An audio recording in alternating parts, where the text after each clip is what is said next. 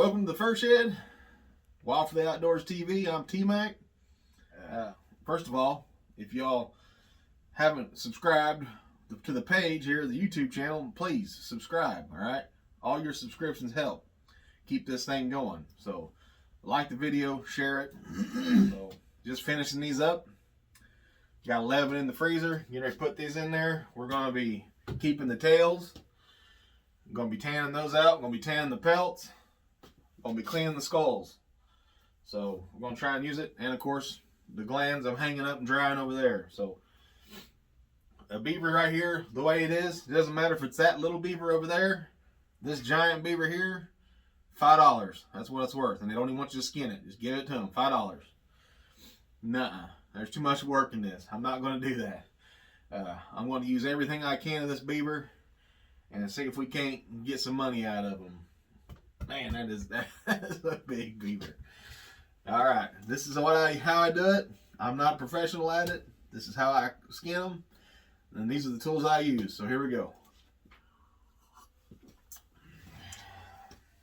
I do have a beaver knife that occasionally I use around here somewhere, but I like this Raptor Razor mono blade.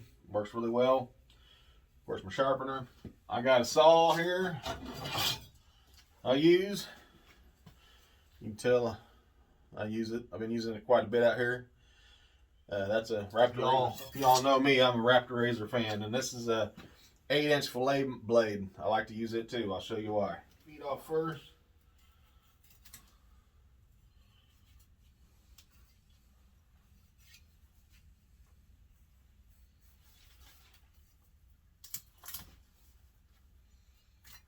Put them in the bucket.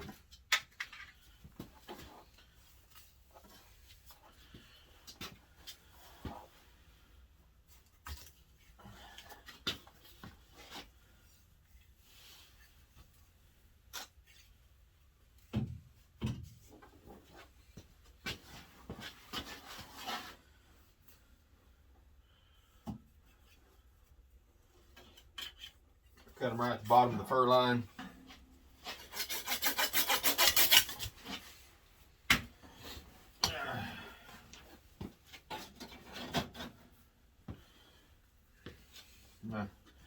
Cut the tail off at the bottom of the hairline.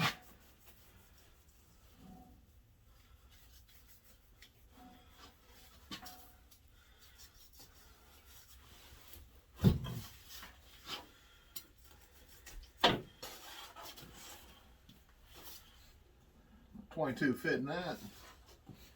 Alright, then I make a cut up through the vent all the way up to the in between the two front teeth. That's why I like to use this knife, because it gives me a longer cutting surface so I can really trace my line through there.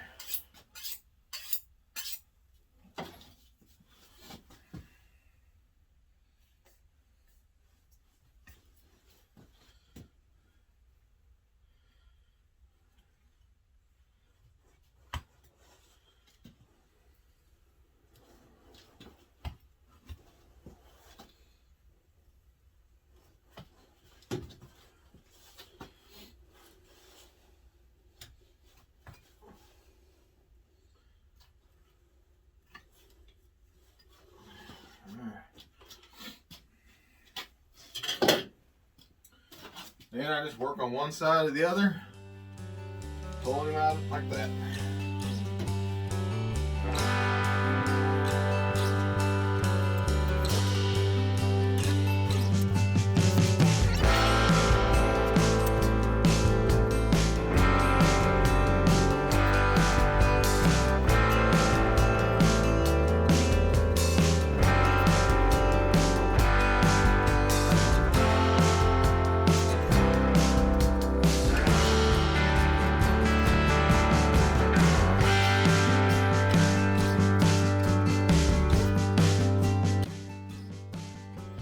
Careful around these front paws.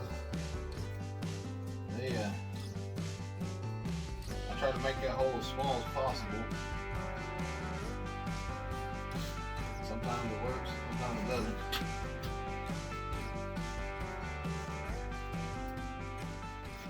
Any of you good beaver skinners out there, throw me a tip on this.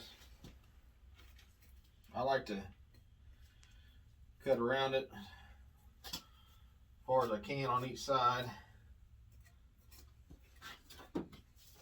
Poke my sharpener through there once I get it thin enough around the leg.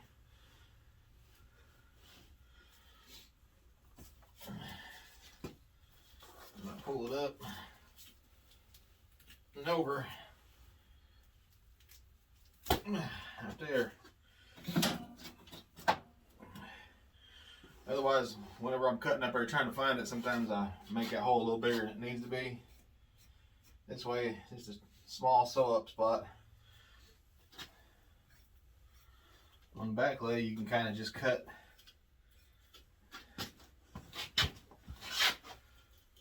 right up next to it, and then it'll just pop open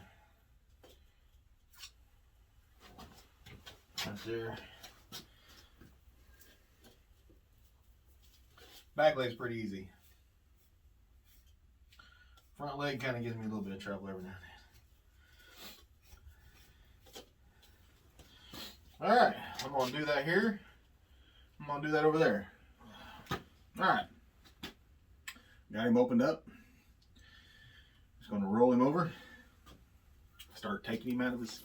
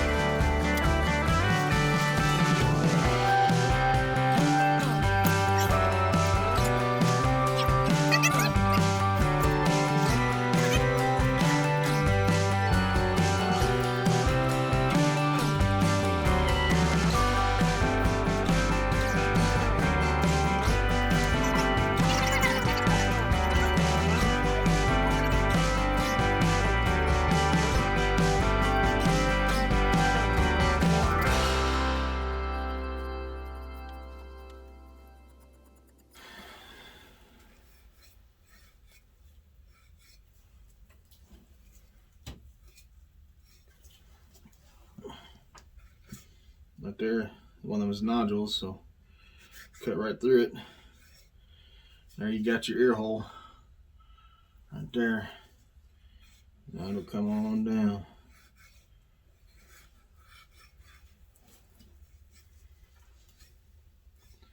Same way with the other side. This little thing here will pop up. Keep cutting. Cut through it. And you go. You got your ears on your hide that way. I want to keep everything on there. I want to keep my ears, eyelashes, lips. Maybe not the bottom lip, that ain't as important, but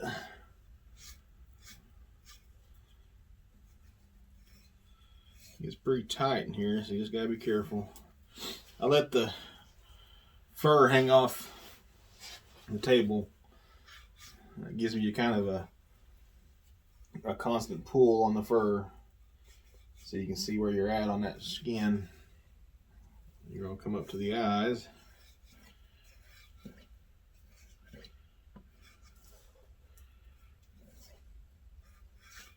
The little beady eyes just cut straight towards the eyeball. And that ought to, once you get the eyelashes off of there, keep on going.